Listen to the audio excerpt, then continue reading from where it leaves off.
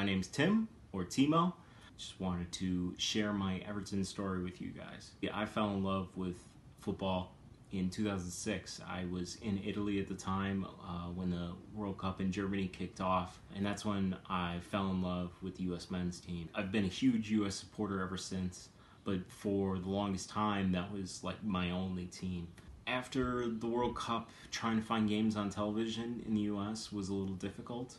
I followed Champions League a lot. It kind of fell off after college. I still followed the U.S. team pretty religiously, but other than that, it was just hard to watch La Liga or Premier League. They just weren't on your standard, television packages. After the 2014 World Cup, I really decided that, I'm gonna find a team. Everton kind of stood out as one of the teams that did have an American player on it, which was helpful. Having someone that I already knew, having a link to my country, was very helpful in just opening the door for Everton.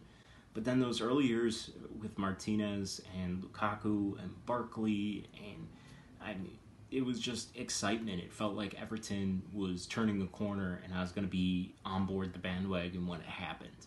I feel very linked to Everton, even though I'm not from Liverpool, even though I didn't really know about the team 8 years ago, 5 years ago. I didn't know much about them.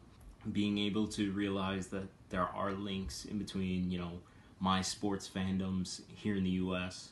and Everton are fantastic. I grew up a Chicago White Sox fan as far as baseball is concerned. That's the smaller, less well-known baseball team in the city of Chicago. I mean, it's Cubs and then White Sox, and the gap is pretty deep. I felt like Everton, being the lesser known, at least to an outsider, team from a great city, working class city like Liverpool, it felt like rooting for the White Sox. It was just an exciting team, and there were highs and there were lows, and I felt like at one point we were going to be the first team ever to win the Europa League and get relegated in the same season. It was wild emotions. I've been hooked ever since. There aren't too many Evertonians that I know around me. Most of my buddies are either Spurs fans or Liverpool fans, Arsenal fans. There just aren't that many Evertonians that I personally know. Fortunately, there is a bar near me. The bar is half Liverpool, half Evertonian. So on derby days like this year, when Big Sam's your coach, it's pretty tough to work up the nerve to want to head down to the pub and watch that. But it's easy enough to get games either on TV or on the apps.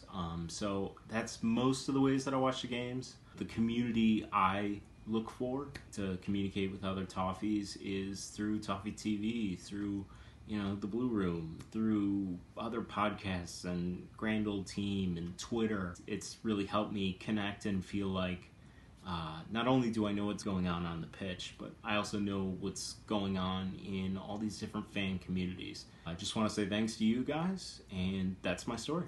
Thank you very much.